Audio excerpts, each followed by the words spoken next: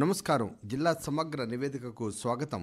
ఈ కార్యక్రమం ద్వారా ఆయా జిల్లాల అభివృద్ధి కార్యక్రమాలు, సంఘటనలు తదితర విషయాల గురించి మనం తెలుసుకుంటున్నాం. ప్రస్తుతం వనపర్తి జిల్లా నుంచి మా ప్రతినిధి శాంతి సుజిత్ గారు అందుబాటులో ఉన్నారు. వారిని అడిగి మరిన్ని వివరాలు తెలుసుకుందాం. నమస్కారం శాంతి సుజిత్ గారు. నమస్కారం సార్. చెప్పండి, వనపర్తి జిల్లాలో ఎమ్మెల్సీ లోక్సభ ఎన్నికల ఏర్పాట్లు ఎలా జరుగుతున్నాయి? ఇటీవల నిర్వహించిన అసెంబ్లీ ఎన్నికల్లో కల్వకుర్తి అసెంబ్లీ నియోజకవర్గం నుంచి ఎమ్మెల్సీగా ఉన్న కసిరెడ్డి నారాయణ రెడ్డి కాంగ్రెస్ పార్టీ ఎమ్మెల్యేగా గెలుపొందాడు. తద్వారా ఆ స్థానానికి ఎన్నికల సంఘం ఉమ్మడి పాలమూరుకు ఎమ్మెల్సీ స్థానానికి ఫిబ్రవరి 26వ తేదీన నోటిఫికేషన్ విడుదల చేసింది. మార్చి 28వ తేదీన ఎన్నికలు నిర్వహించనున్నారు. వనపర్తి జిల్లాలో ఎమ్మెల్సీ ఎన్నికలకు సంబంధించి స్థానిక ఆర్డీఓ కార్యాలయంలో పోలింగ్ స్టేషన్ ను ఏర్పాటు చేశారు. వనపర్తి జిల్లాలో మొత్తం 255 మంది ప్రజాప్రతినిధులు తమ ఓటు హక్కును ఎమ్మెల్సీ ఎన్నికల్లో వినియోగించుకోనున్నారు. అందులో 123 మంది ఎంపీటీసీలు, 14 మంది జెడ్పీటీసీలు, 80 మంది మున్సిపల్ కౌన్సిలర్లు, ఎక్స్ అఫీషియో సభ్యుల హోదాలో ఎమ్మెల్యే తమ ఓటు హక్కును వినియోగించుకోనున్నారు.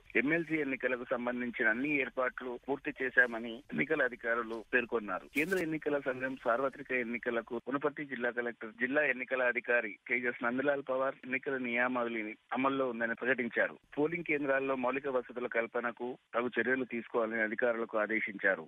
వనపర్తి జిల్లాలో ఓటర్ అవగాహన కార్యక్రమాలు ఎలా కొనసాగుతున్నాయి? వనపర్తి జిల్లాలో ఓటర్లను చైతన్యపరిచేందుకు ఎన్నికల అధికారులు చైతన్య కార్యక్రమాలను విస్తృతంగా చేపడుతున్నారు. ఓటర్ చైతన్య కార్యక్రమాలను స్వీప్ నోడల్ అధికారి రామ్ మహేశ్వర్ రెడ్డి ఆధ్వర్యంలో విస్తృతంగా చేపడుతున్నారు. జిల్లా కలెక్టర్ తేజస్ నందలాల్ పవర్ ఆదేశాల మేరకు విద్యార్థుల్లో ఓటు హక్కు ప్రాధాన్యతను తెలియజేసేందుకు స్వీప్ క్యాంపస్ అంబాసిడర్ల అవగాహన కార్యక్రమాన్ని ఏర్పాటు చేశారు. దివ్యాంగుల, వయోవృద్ధుల ఓటు హక్కు ప్రాధాన్యతను వివరిస్తూ మొదటిసారి లోక్సభ ఎన్నికల్లో ప్రవేశపెడుతున్న ఓటు హక్కుపై హోమ్ ఓటింగ్, బ్రెయిలీ బ్యాలెట్ పై కూడా అవగాహన కల్పిస్తున్నారు. హోమ్ ఓటింగ్ వినియోగించుకునేందుకు వయోవృద్ధులు, దివ్యాంగులు ఫామ్ 12D ని దరఖాస్తు చేసుకోవాలని సూచించారు.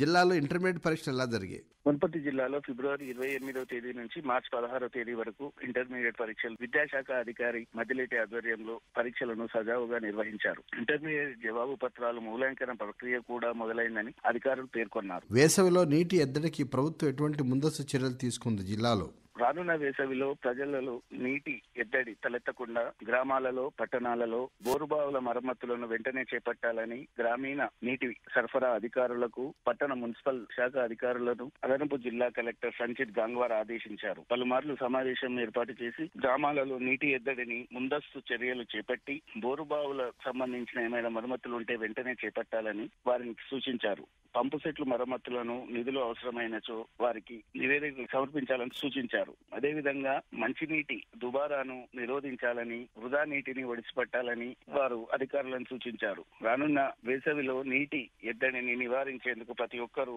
బాధ్యతతో వ్యవహరించాలని వారు కోరారు. వనపర్తి జిల్లాలో పోలియో నివారణకు వైద్య ఆరోగ్య శాఖ తీసుకుంటున్న చర్యలేమిటి? మార్చి 3వ తేదీ పోలియో ప్రత్యేక వ్యాక్సినేషన్ కార్యక్రమాన్ని వైద్య ఆరోగ్య శాఖ వనపర్తి జిల్లాలో చేపట్టింది. 3, 4, 5 తేదీలలో ఈ కార్యక్రమం ద్వారా వనపర్తి జిల్లాలో గల 52,563 మంది పిల్లలకు వ్యాక్సినేషన్ పూర్తి చేశారు. పొరుగు రాష్ట్రాలలో పోలియో కేసులు నమోదు కావడంతో రాష్ట్ర వైద్య ఆరోగ్య అధికారులు పోలియో చుక్కలను చిన్నారులకు, శిశువులకు అందించాలని ప్రత్యేక కార్యక్రమాన్ని ప్రవేశపెడుతున్నట్టు, దాన్ని అమలు చేస్తున్నట్లు వైద్య ఆరోగ్య శాఖ అధికారి డాక్టర్ చంద్రమోహన్ గారు వివరించారు. ఆసుపత్రుల్లో, ప్రాథమిక ఆరోగ్య కేంద్రాలలో, బస్ స్టేషన్లలో పోలియో చుక్కల పంపిణీ కేంద్రాలను ఏర్పాటు చేశారు. 4, 5 తేదీలలో ఇంటింటికి తిరుగుతూ పిల్లలకు పోలియో చుక్కలు వేసే కార్యక్రమం చేపట్టారు. మొత్తంగా 3 రోజుల పాటు జరిగిన ఈ కార్యక్రమంలో సుమారు 96% వ్యాక్సినేషన్ పూర్తి చేశామని వైద్య ఆరోగ్య శాఖ అధికారులు పేర్కొన్నారు. అదండి, వనపర్తి జిల్లా నుంచి మా ప్రతినిధి శాంతి సుజిత్ గారు అందించిన జిల్లా సమగ్ర నివేదిక. మరి మరో రోజు మరో జిల్లా సమగ్ర నివేదిక విందాం. అంతవరకు సెలవు. నమస్కారం.